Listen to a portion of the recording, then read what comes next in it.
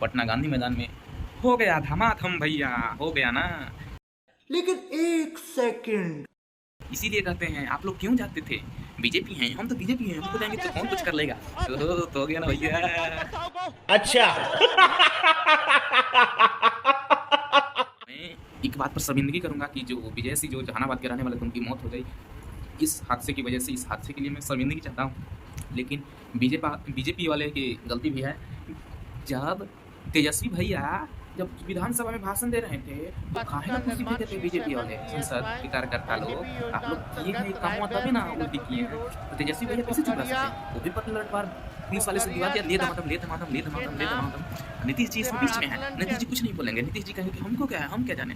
Main खुनिया नीतीश है, उसको काम है इधर से उसकाना इधर से उसकाना। नीतीश जी का काम है। तेजस्वी भैया चुप कैसे रह सकते हैं? वो बिना बदला ले छोड़ देंगे? इस पूरी घटना को हम आपको सच्चाई सामने रख रहा हूँ। इस घटना 2-3 दिन पहले हुआ था।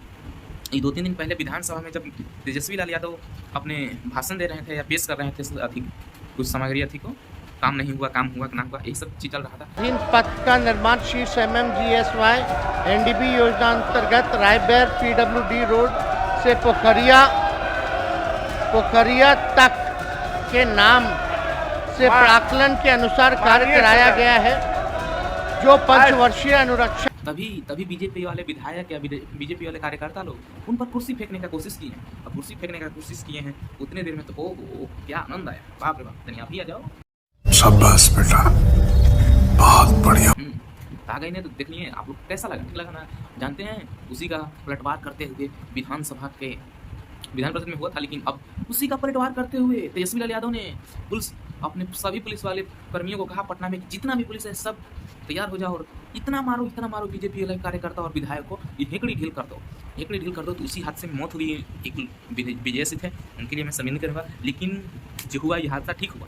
बीजेपी वाले चाहे RJD वाले चाहे जदयू हो, सब अपने पर नहीं लेंगे। हम उनको ठांसेंगे तो उनको ठांसेंगे, ठीक ना भैया?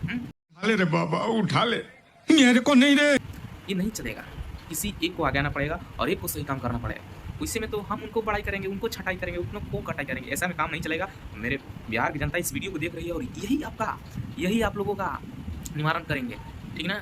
जय हिंद। चलते हैं फिर नेक्स्ट वीडियो में मिलते हैं।